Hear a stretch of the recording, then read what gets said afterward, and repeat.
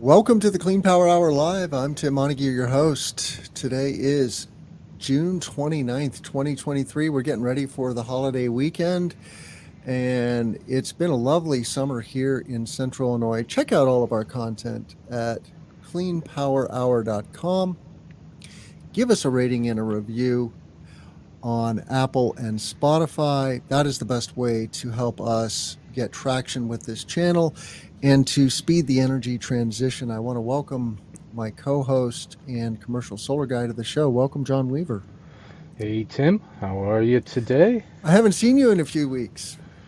Yeah, I moved and then you had a thing and then I had a thing and life apparently gets busy occasionally, so It we're does. It's floating been a around. busy summer, but great summer. I went to, we canceled last week because I was en route to the Energy Fair, which is an MREA, Midwest Renewable Energy Association event that's been going on for 32 years. That's I pretty cool. first went to this thing. It's an outdoor fair. It's a great event for consumers and energy professionals in Custer, Wisconsin, which is right near Stevens Point, which is a college town in central Wisconsin. But the Energy Fair is the OG of energy fairs and events here in the Midwest. I first went in '06 to my first one, and so I've been going there for 17 years, on and off, not regularly, about every 4 or 5 years. But good event. Got to see some solar professionals I know, and friends from Madison, where I used to live a long time ago, and rubbing shoulders with all these cool consumers who are hip on clean energy and energy efficiency and passive house and all that stuff. So fun weekend. And now it's back to reality. And we're going to cover the clean energy news here on the Clean Power Hour Live, right? Bringing you every week solar, wind, battery storage. But we have a couple of announcements, John. Okay. One is I would like to create a segment in this show, in our Thursday Live, called Ask the Commercial Solar Guy Anything. And the only thing that prevents us from doing that, John, is having a live audience to ask questions. So we have to do our best to get the word out. We do this live most Thursdays at noon ET, noon Eastern, 11 Central, 10 Mountain, and 9 Pacific. And we have a small following who show up regularly. I did get to see Joe Scharf. Shout out to Joe, who's cool. one of our regulars in Wisconsin last weekend. He owns a farm up there in Wisconsin, not too far from where this event was held, but he lives in northern Illinois. And anyway, good to see you, Joe, and several other energy professionals from the northern Illinois area, where most of my connections lie in Illinois. But okay, so Ask the Commercial Solar Guy Anything is a new segment that we're rolling out on the show. We are launching a network, and I'm going to put this on screen, but we're launching a network called the Clean Power Media Network. And this is a family of shows, including some real OGs in the solar industry. But let me get this on screen so I do this properly. So right now, Tim, how many semi-regular shows do you have? You have interviews. You do almost an interview every week with somebody. You have Clean Power Hour that you work with. You're starting a new show or two that's going to be consistent, separate from your interviews, though. Yeah, so we've got the Tuesday interviews, right? Pre-recorded interviews with energy executives. These are solar, wind, energy storage companies for the most part, and related tools and technologies. Then we have this live Thursday show that we do, but now the network. Okay, cleanpower.media is the beta website for this, which is on screen now. Clean Power Media Network is a family of shows, including shows by Sean White, the well-known NABCEP master trainer, PKD, Peter Kelly Detweiler's show called Power Knowledge Demystified, Solar Dad and Sons by Ken Sanger. That's a show that I'm going to co-create with Ken. Build Repeat with James McWalter, who is a tech executive founder of a company called Paces, which is a real estate platform for solar developers. Beyond Lithium with Wow. Nate Kirchhofer. Nate has a company called Biozen Batteries. So he is a energy storage expert and scientist himself. And then I'm very pleased to be bringing the show called Energize Wisconsin, which is the podcast for the Wisconsin Conservative Energy Forum. And the Wisconsin Conservative Energy Forum is one of many of these conservative energy network projects around the country. So hopefully that we'll be bringing a family of podcasts from that network, and then of course the Clean Power Hour. So you can see a feed here that we've propped up with Sean White's show. That's Sean White's Solar and Energy Storage Podcast. PKD, Peter Kelly Detweiler, a well-known clean grid expert and author of The Energy Switch. And PKD was on the show as well, maybe 2 years ago. Here's the Build Repeat podcast by James McWalter that I mentioned. His company's called Paces, which is a growing platform for energy developers. And then here's Nate Kirchhofer's show, Beyond Lithium, all about energy storage.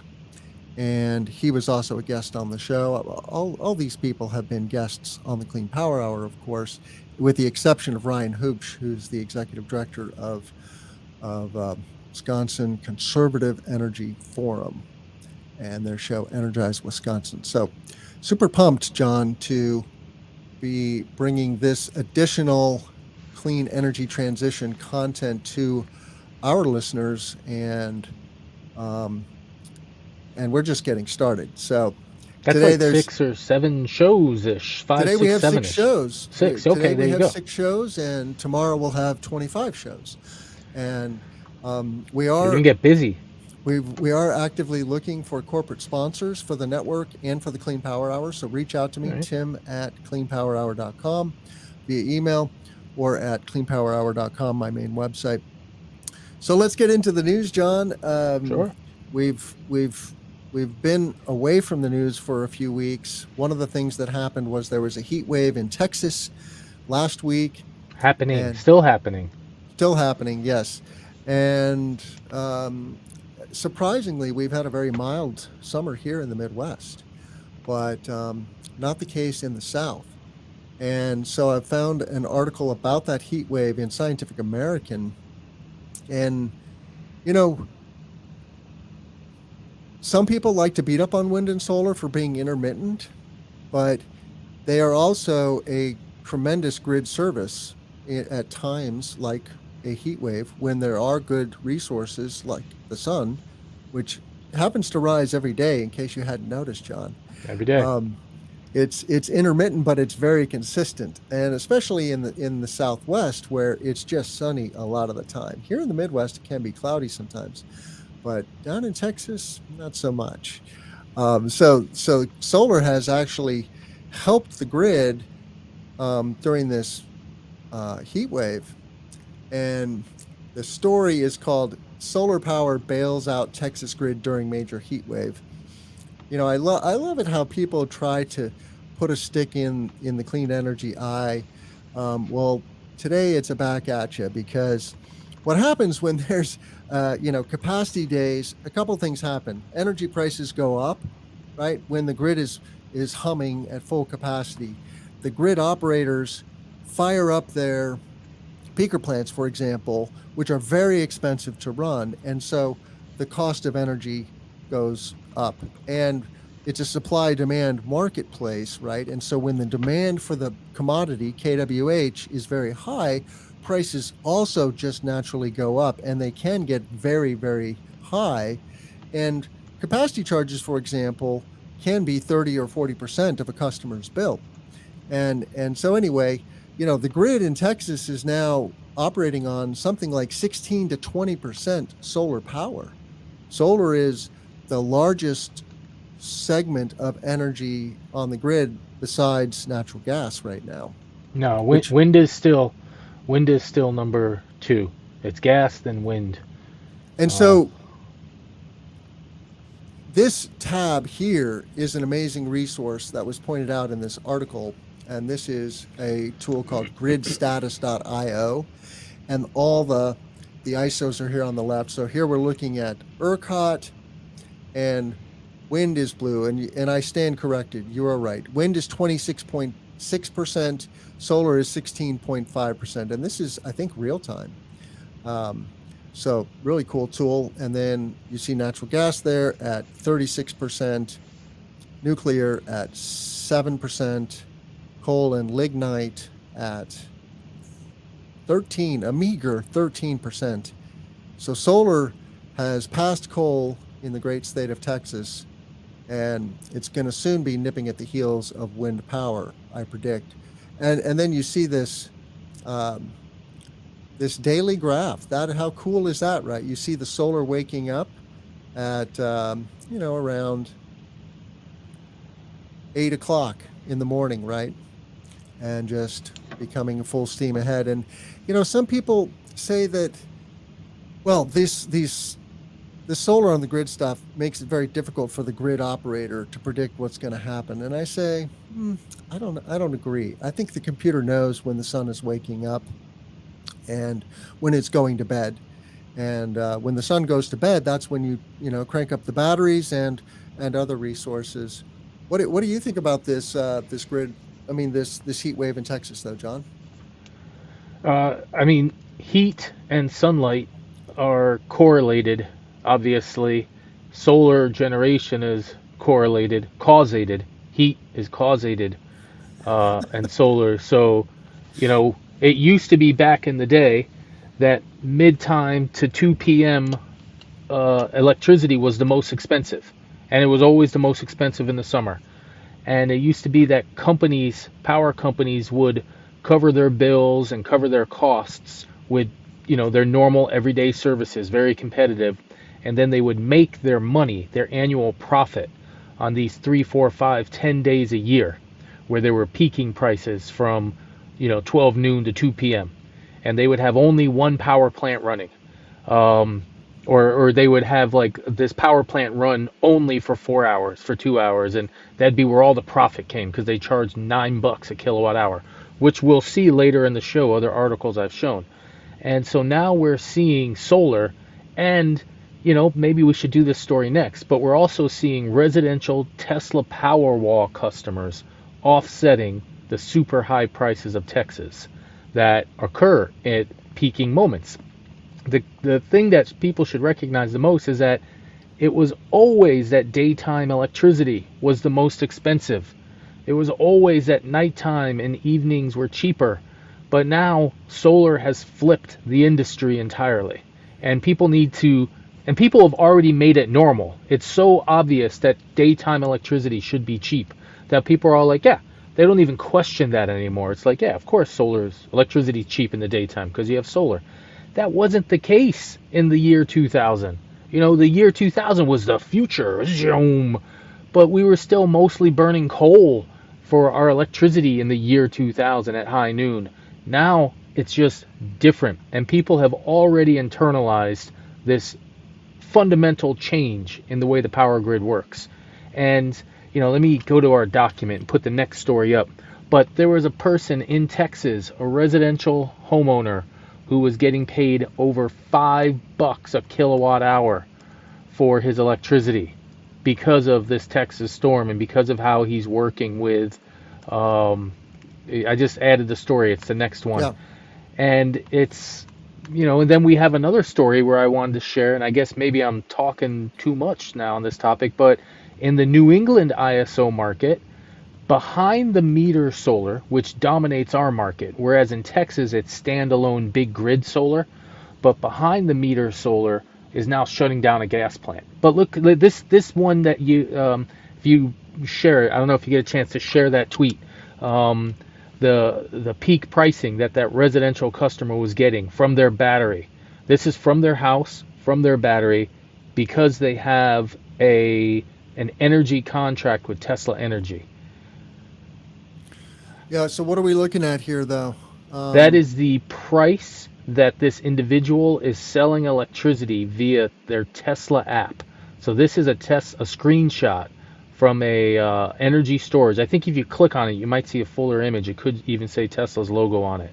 But this is from somebody's iPhone app, and they're analyzed that this is them selling electricity from their phone or from their computer, or sorry, from their battery via the Tesla Energy VPP. Hmm. And right now, I don't believe Tesla is making money off of it. They're just managing it so they can figure out how to make money eventually. But this dude, I mean, you can see it peaked at over 500 cents per kilowatt hour. I was astounded by saying 50 cents. I meant 500 cents, $5.18 per Yeah. kilowatt hour. Now, in a later tweet, the gentleman says he ran out for over an hour above $4 a kilowatt hour. So what we're seeing now is that the power grid, the monopoly of centralized fossil and gas generators is now being broken by one, local distributed energy, and two, daytime solar. And this is just hacking into those profits. And this right here, this what's on our screen is the number one thing that I yell about when I say distributed energy is much more valuable than people allow to be talked about. Um, the large solar companies like NextEra who seek to have utility scale are the ones that attack distributed energy. And they don't want to deal with this because it's not in their business plan of putting out 1 million Powerwalls. But Tesla will, and plenty of others will. Sunrun will. And we need Sunrun and others to give more value to distributed because, they're interested parties. We need homeowners to start knocking on politician doors because this person selling their electricity to the grid from their house at over $5 a kilowatt hour from their home battery represents tens of millions of future Americans, maybe even hundreds of millions of future Americans, and how they're going to deal with the power grid. And sunlight equals solar power equals heat wave equals solar electricity equals offsetting that AC. It's just the Yeah. way the future is going to be. Yeah. And, as that article pointed out, you know, we've we're in the 1 degree zone. It's going to go to 3 degrees, and so these heat waves are going to get more intense and more frequent. Uh, there's just no buts about it. So, if you don't have solar and storage yet, you want to be thinking about and figuring out a way to get solar and storage, and to prevent, you know, oh, it's just a financial decision now, John. You don't have to care about sustainability or the future of humanity, which I do, and I am a mission driven entrepreneur to speed the energy transition and help create a safer, healthier future for humanity. Climate change is one of the numerous existential threats that we have created for ourselves here on Earth. But um, batteries are super valuable. Love solar, but love solar and storage way, way more. And you don't have to buy it. You can lease it from a Sunrun, Hmm. or Tesla will lease it, I'm sure, or any handful of these large national companies, and there's local companies too. Texas has an amazing ecosystem of solar companies. I'm just every day I learn about new companies, and it's just it's an awesome ecosystem, kind of like California in and of itself. Obviously, there are a lot of analogies. It is becoming a tech hub and a real player in the clean energy space. Right, it's the largest solar market now in the U.S. on an annual installation basis. Right, no more California at the top of that list. All right. Well, thank you for that story about the homeowner using their battery to make money, basically. Yeah, yeah, Um, you want to talk about ISO New England, huh? yeah. Well, it's kind of a continuation of this solar peak. Well, everything we talk about is a solar continuation conversation. But the ISO New England one kind of complements what's happening in Texas right now. Um, there's a lot of pushback in the Northeast to not install gas infrastructure. There have been a couple of nuclear power plants that have been shut down, Pilgrim and Yankee, and there's I think there's only one coal facility in all of New England that doesn't even really run. And so all of this, there's a complex market of how the grid runs up here. And, we're in New England. We're not in Texas. So we don't have year-round sunlight. It's just a different market. We have snow. Well, New England ISO, who has aggressively, annually, always said, hey, we have risk of crashing in a super cold event or a super hot event if we don't have enough capacity available. And they said, hey, we need more gas power lines. Now they're turning around and they're specifically stating behind the meter rooftop solar is big enough that it's shutting down power plants. And there's the Mystic power plant, the Mystic generation station is a just over 1 gigawatt facility. It's shutting down next summer, and New England ISO specifically said it's because a rooftop behind the meter solar. And for me, a person who has contributed to rooftop behind the meter solar installations, many megawatts in the region, this makes me feel so warm and fuzzy. It's like, I had a part in shutting down this fossil facility, and that's just great. I love shutting down natural gas plants, I guess, and just made me feel wonderful to see this headline today. But And it says this Mystic plant is one of the largest greenhouse gas emitters in the region. So this is a real impact on our carbon footprint of the grid. 17 million tons of carbon pollution between 2013 and 2022. So in that 10-year period. It's so ironic, John, that, this thing we call the sky is seemingly untouched. You look up, it looks normal, except I should say we have not been in normal the last week because of the smoke from the Canadian fires. It's got this weird yellow haze. We've been dramatically impacted here in Illinois by the fires. I'm sure you have too. And but anyway, on a normal day when there's not Canada burning, you look up and the sky is blue. It just looks so pristine. But there's 800 gigatons of CO2 pollution sitting there warming the earth, and it just invisibly doing its job day in and day out. And we have to remember that pollution is there. It's real. It's been accumulating for 200 years, and we have to net zero the economy so that to stop that accumulation, and then of course figure out ways to remove those 800 gigatons. Bob, what's next on the roster? And hello, Chris Latman. Good to see you here.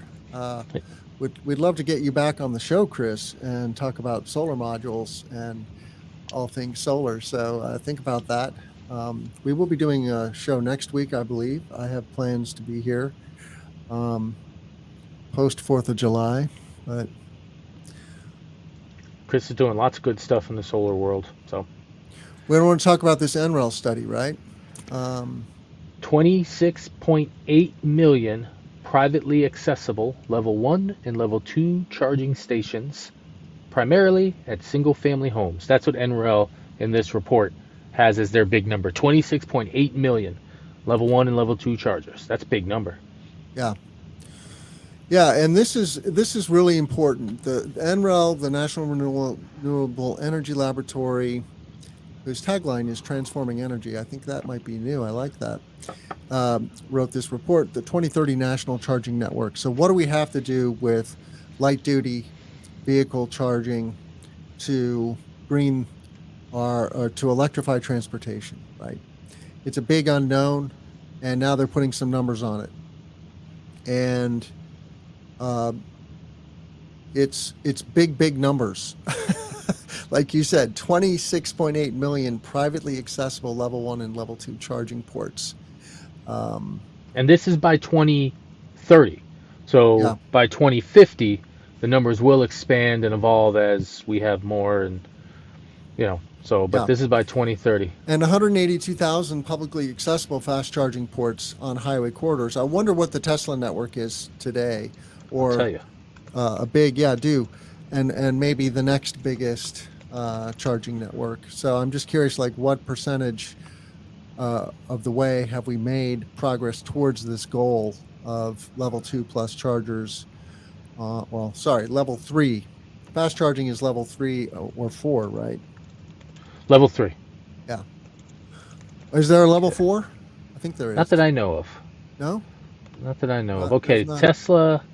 Tesla has roughly 17,000 superchargers in the United States, over 45,000 in globally, and I think they're closer to 20,000 in the USA nowadays. And then the number two super DC fast chargers by manufacturer. The number two is Electric America, and they're like 1/10, 1/15 Oh, really? of them. Yeah, they're nowhere near. They're like way off, and so it's just it's 98% of fast chargers. 90% of fast chargers are Tesla. Then 5% is Electrify America. Then EVgo and ChargePoint all around there. So and So we're they're about way off. 10%. The Tesla network is about 10% of this goal for publicly accessible fast charging. Yeah, Um, so it's not horrible, right? We have made some progress towards this, but we have a long way to go. yeah. So And um, and luckily, the IRA legislation, the IRA, does incentivize charging infrastructure, and it says continued investments are necessary. A cumulative national capital investment of 53 to 127 billion dollars in charging infrastructure is needed by 2030, and but and that's that going to will. double and triple before we finish out because as you note right there, it says 33 million plug-in Hmm. electric vehicles, and Hmm. it's that number is going to be over 100 million, 200 million, 300 million eventually. I did like that they suggested 1 million level 2 chargers distributed around town in strategic places and at Hmm. work, Hmm. because if you have an hour at a level 2 charger, that's anywhere from 20 to 40 miles of range. If you could sneak in 1 to 2 hours of level 2 charging per day somewhere around town, that would cover the driving of probably 85% of cars on a daily basis. Because people aren't, for me, the majority of my daily driving is under 20 miles. And then I have one day a week where I drive like 200, 250 every Wednesday.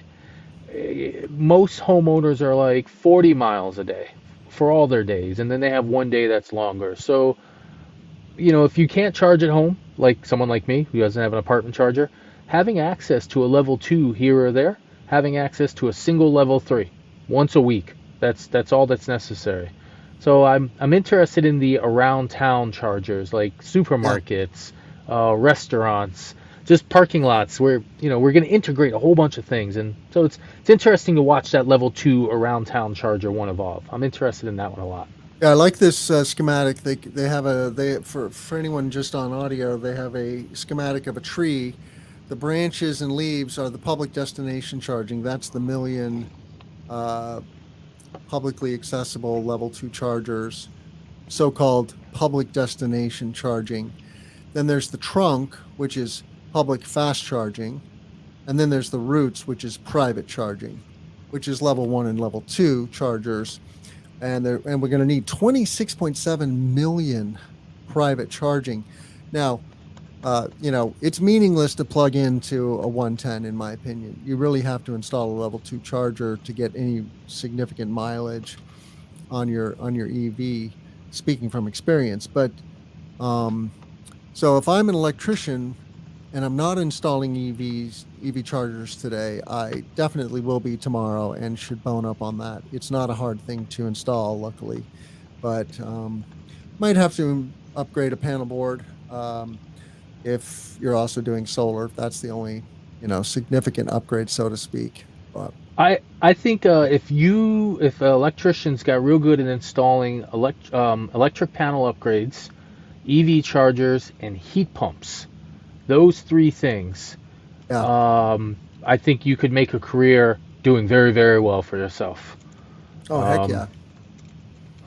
so I that's of yeah. So I think those three. I'm trying to get my company into doing heat pumps plus solar because it's a thing that happens a lot, and people are talking about upgrading their panel and their EV charger along with it, and then there's battery backup. So I mean, there's this little collection of home skills: EV charger, battery backup, heat pump, solar. Those four are kind of the core. If I think a residential solar company and maybe even commercial, you got to have those four: heat pump, EV charger, solar, uh, panel upgrade. It's just like they're just tied together in such um, logic. And I remember reading back in the day that anybody who had broadband, their probability of getting solar was much higher than if they didn't have broadband. And so Yep. now broadband people buy EVs, broadband people buy this, and these are like cutting edge ideas. And broadband's not cutting edge anymore. We got it on our cell phones from space, but these things line up. And so, man, I want our residential company to get into EVs, chargers, EV chargers, panel upgrades, heat pumps, Yep. solar backup. With those that little family of items, it just makes such big sense. Yep. Totally agree. If you're a solar installer today, you're a solar battery, EV charger, and heat pump installer tomorrow. And then throw in the panel upgrade as well. Um, the only hard part with the panel upgrade is getting permission and keeping the cost down. But so Well, that's a process with the utility. Need to streamline that.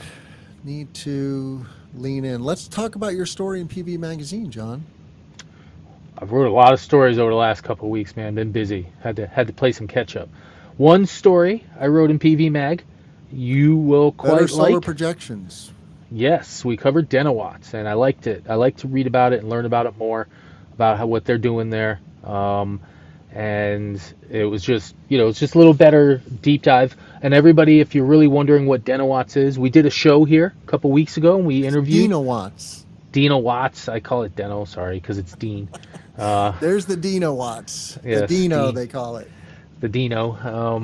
But we met with the owner a couple weeks ago. We interviewed him, got some really great knowledge. I referenced the interview in this article, but really this is a piece of hardware, and one of the best features, I mean the two main features of it that I liked, because we're small fry, it jives with what we need. Number one, that you can install the unit right after you've installed your solar system, and you can run this unit next to your solar system, and because the unit's tuned, it can then predict what your solar system should be doing in the situation of the weather. So you might be thinking, oh, is the sun down and so my solar isn't producing? But it might be your solar system isn't wired well and the system isn't producing and the sun is great. And the Deno Watts unit will tell you, Dino no, the Watts. sun's Deno Watts, whatever. Uh, the beautiful piece of hardware that does the great job. Uh, I'm not going to let um, up on that one.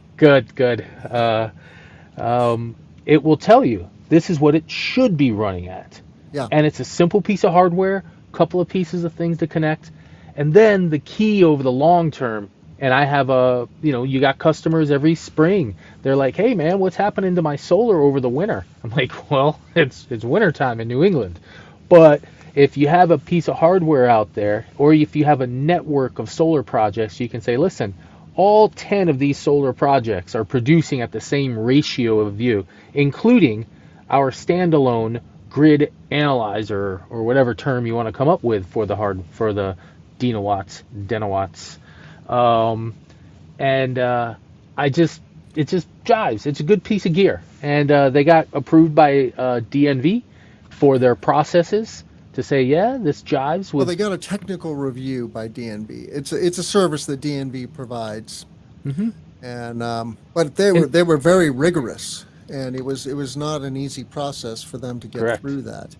Yeah. So kudos And to Dan Leary for driving that forward. And Dan Leary, the founder of Dino Watts, is an OG in the industry. He was co-founder of Panel Claw, the number one rooftop racking company for commercial rooftops, right? And um, what's the other company? Nexamp, exam. which is a well-known community solar developer out of Boston, but now working nationwide in those markets where there's community solar.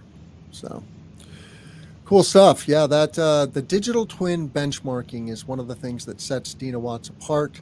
They've got a model of your solar array embedded in the uh, in the gateway, and so the sensor out there is a digital weather station collecting what's going on in real time, and then saying, then the Dino Watch is basically doing this calculus. Okay, how is reality? How is the array producing compared to how it should produce? And then you get a signal: good, bad, ugly. And ugly means need to roll a truck and figure something out, right? Something seriously wrong with your solar array. Yeah. And that's worth a lot. Sending two people out to a project, the vehicle and the hours alone to get there and get back, and that doesn't include the work. That's $500. And if you can help a customer understand and believe that their system is fine, it's just a cloudy day, that's worth both time and money, as well mental health.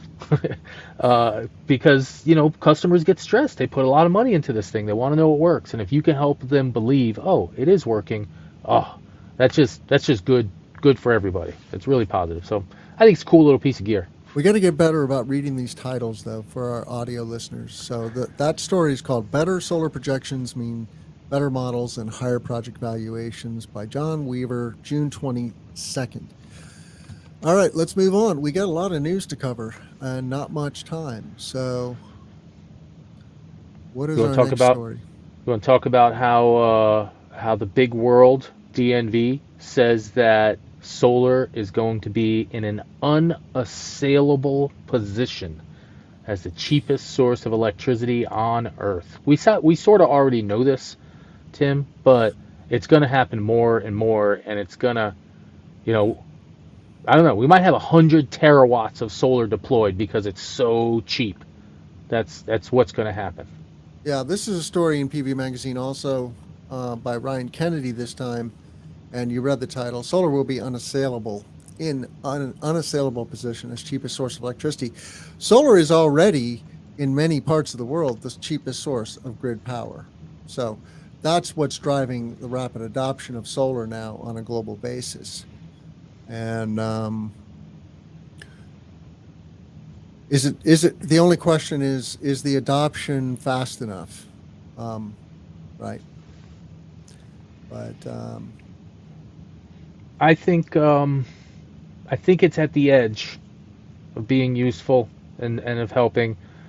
We're still going to have challenges. I mean, right now people are dying in Mexico and Texas because of this heat dome. It's not a joke.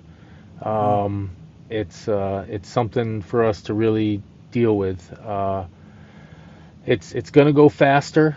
I don't know about that big old bioenergy thing there at the bottom. We'll see. But yeah, what is that? Is that wood yeah, chips or what? yeah. That's kind of scary. But But it's what I love about this is, look, here we are in the early 2020s and how little that solar sliver is, right? And then you look forward. And this is, I think, fairly conservative. I think we may actually go to a 50% solar grid. This says 15%. Um, well, and this is from the IEA. But anyway, we have massive growth ahead of us. 22-fold yeah. That's the growth. key is, and DNV is kind of a conservative analysis, and the IEA is kind of conservative. Yeah. But the key is getting below $30 by mid-century. With they some projects under 20. It's going to even be more than that because we will end up with solar modules that are 35% efficient when we do perovskites. And if we're talking 2050, we're going to have products over 40% efficient.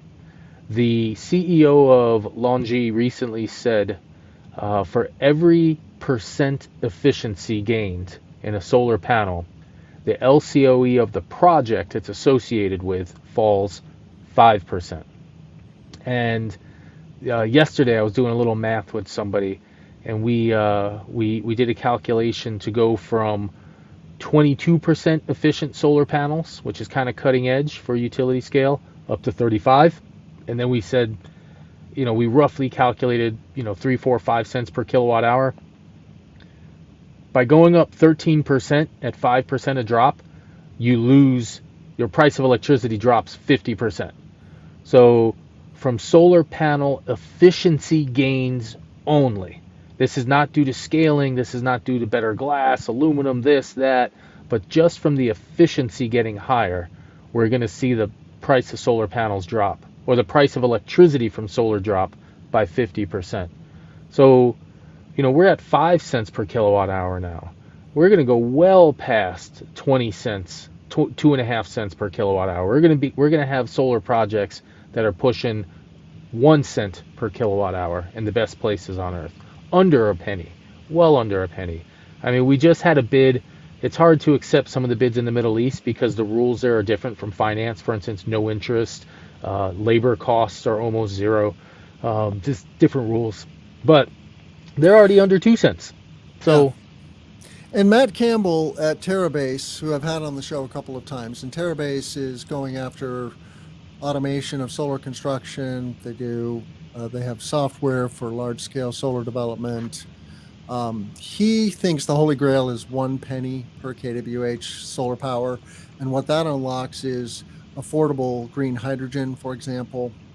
So I agree, that is a nice holy grail, but meanwhile, these statistics are just incredible. The DNV highlighted the impressive growth ramp of solar globally, which was 1 gigawatt per year in 2004, 10 gigawatts in 2010, and 100 gigawatts in 2019. So 100x, right, from 2004 to 19. That's 15 years. That's just mind-boggling. So that's the good news, is we can actually ramp really fast when the circumstances are right. And it's a combination of the cost adoption curve, right, just building those gigafactories and bringing the price down, and these other forces like the fact that, natural gas plants are expensive to run. And the utilities are like, we want to get out. We want to get into wind and solar and batteries because it's just more affordable. Good for our bottom line. Cool story. Really cool story. Thank you for finding that. Technically, you found that one. Oh, I did. You're right. Yeah. See, that's why we keep you around here, Tim. You find us good stories once in a while. Totally. Yeah. All right, I got a tweet for you, and the picture doesn't look real. You have to share the picture of the weird-looking solar panel, Tim. Ooh. And just put it big and let people look at it. Weird-looking solar, huh? Yeah, it's not normal, Tim. I don't think it's from Earth, to be honest. I think it's. I don't know. It was generated by AI? Maybe. Keep going. There's 2 others. See, look at that nice solar facade. Ooh, beautiful. Now look at this thing. Where is that? One more click. That's in Israel. I think it's Tel Aviv. Okay. So, but hold on. What are we looking at here? So, we're looking at the facade of looks like a office building or a hotel. I don't know. Yep. Do one more. The panels are white and there's glass, and that's a solar panel right there, Tim. Right. How weird looking is that? That thing almost looks like some sort of portal into a altered dimension that if you run and jump into it, you go and make funny sounds like from the Matrix, and you'll pop out somewhere. That's a solar panel, man. And is Look at Onyx that. the maker of these solar panels? Yes, sir. Yes, sir. Okay. Onyx Solar. Uh, They make these cool glass facade products that they integrate in the construction. They say the payback for these are under 4 years because they replace standard glass and they're part of new construction. It's I just thought it was the coolest looking thing. yeah, I'm gonna put we've put this website up periodically. Yeah. Yep.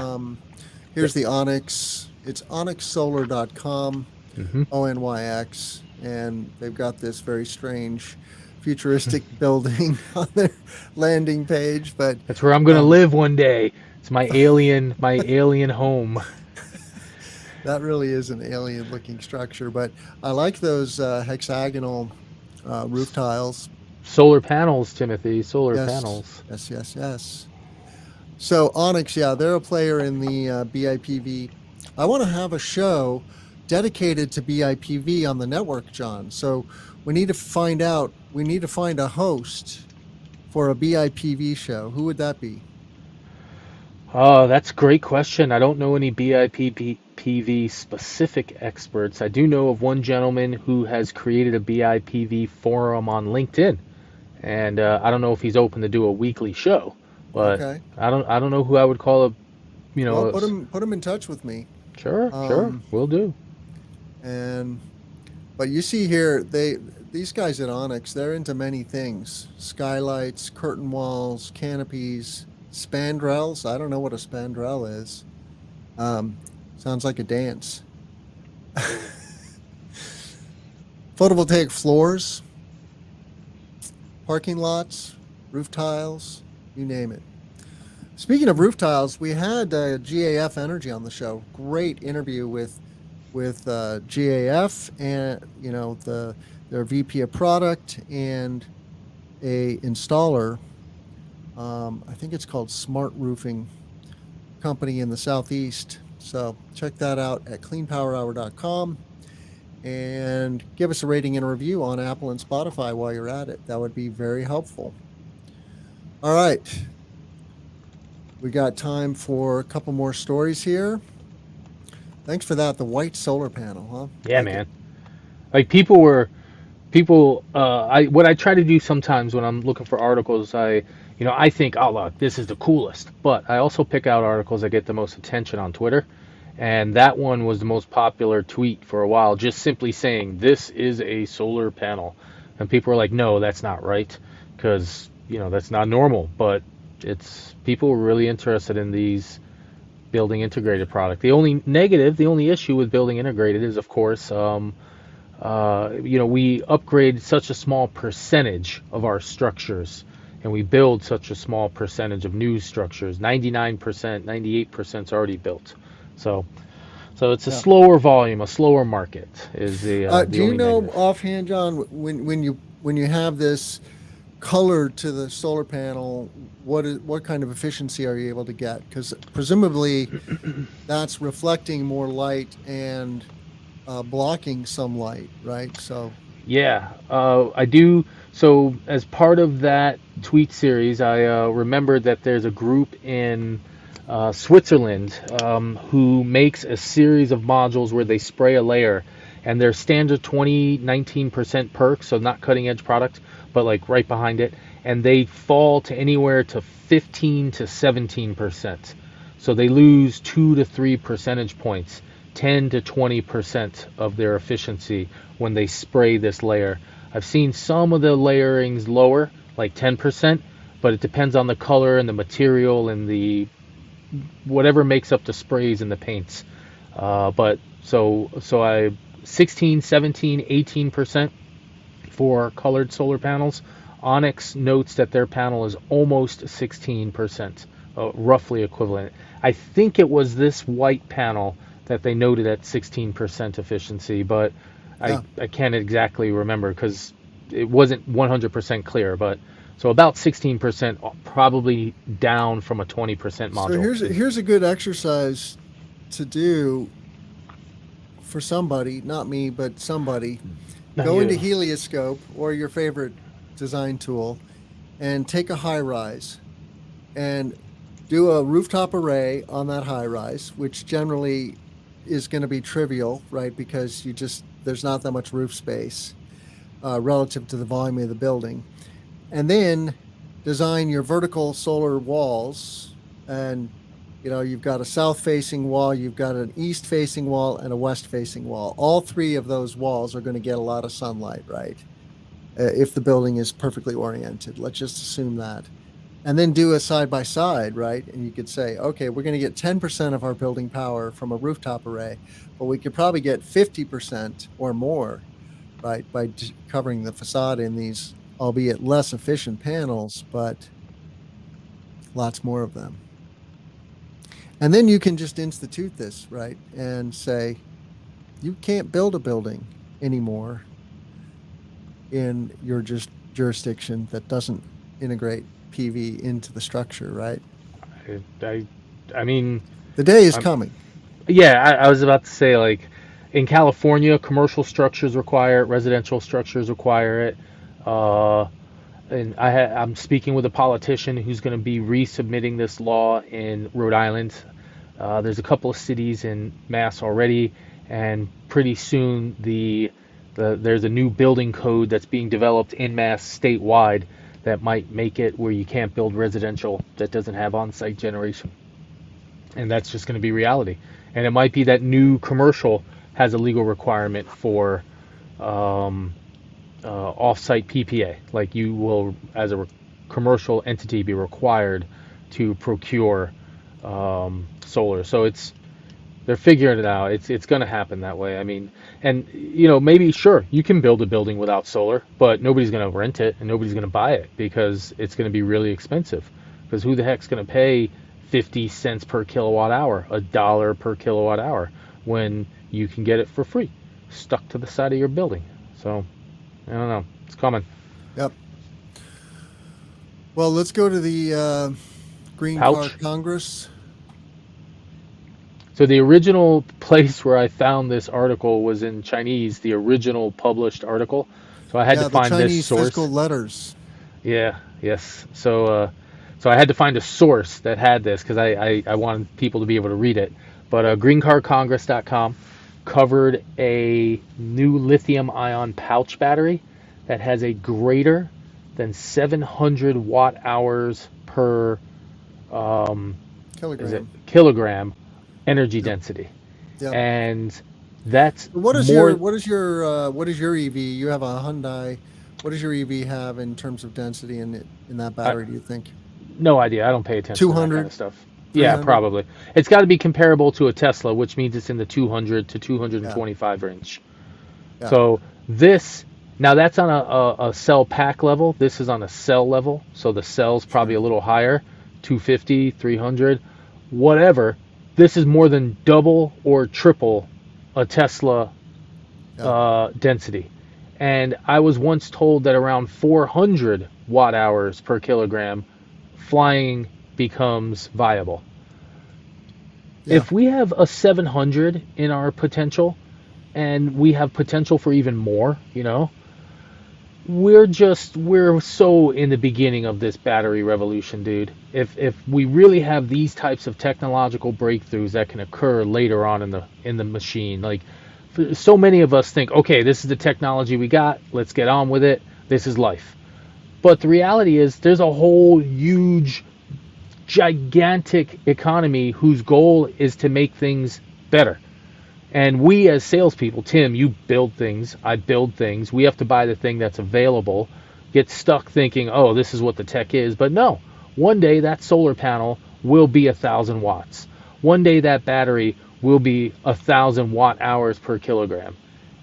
And it's just neat sometimes. It's when we get a chance to talk about SpaceX putting things into the moon, soon putting things to the moon. It's when we get to talk about those things, it's really exciting. And speaking about batteries like this and perovskite modules like this, it's got the same kind of excitement to me for futurology. It's just, you're going to have 1,000-mile range car battery. That's coming.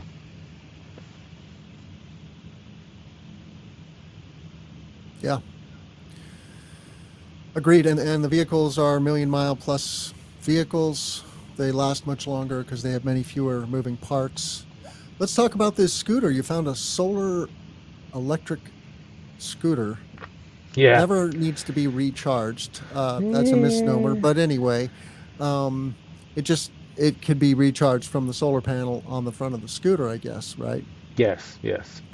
Story in Electrek, and we love Electrek. This slick-looking solar-powered electric scooter never needs to be recharged, by Micah Toll. Nice Just little a photo neat there. looking. It's Yeah. not the most streamlined front end, right? It's a little fat, but I get it. It's kind of a cool concept. How Yeah. many miles of charge does it get out of that solar panel every day? Does it say? It does actually. It has a nice little breakdown. Like Oh 10 to wow, they 15. actually have prototypes. Oh yeah, this is at a conference. Touched them. They exist. They're real. That's awesome. Yep. And I Solar think panel where you stand also. yeah, so they have the solar panels are 35 to 70 watts. So I guess each panel is about 35 watts. On board is a 468 watt hour battery and 7 to 14 hours of direct sunlight can completely recharge it. So if you have one day of 7 hours, you can get about 11 miles of range on pure solar. How do you keep somebody from putting it in their pickup truck though and just running off with it while it's out Sa- there in the sun charging? Same way you do anything else in the world, You just got to lock it down. hope for the best. Yep. Lock it to a tree. Well, no, you don't want to lock it to a tree because that's going to shade the solar panel. Oh my goodness. So neat little unit. It looks Yeah. very smoothish. I'm sure that it can break, and standing on a panel makes me worried. But hey, don't jump any sweet jumps on that thing because you're gonna crack it. But seems like a pretty cool little thing. I like it. I just thought it was a little. It's $1,400. So I'm not gonna think. I'm not gonna buy a $1,400 scooter. I like my $40 Craigslist bike, but it's a solar powered scooter. I mean, how neat is that? Oh, they got a chair version too. Oh yeah. So, Good stuff. Christmas gift for the kids. Yeah, for sure. All right, we have time for 0 more stories. We're going to just wrap it up. Thank you for that. And let's talk about the Commercial Solar Guys website. How can our listeners find you, John? We got a contact us page, 2 of them, and you can also give us a call. Commercial Solar Guy. We're a contractor in Masson, Rhode Island. We do residential in Massachusetts. We build in New York, Pennsylvania, and New England. Consulting, development, trying to build stuff. So if you're in the Northeast, give us a ring. We can help. If you need to talk to somebody, try to call after 4:30, because otherwise I might have to focus on solar. But if you just want to talk politics or something new or interesting or something weird about solar, you can call us too. Do it later in the day so I can get the good work done. You even have More, Sun in your phone number. yes, we do.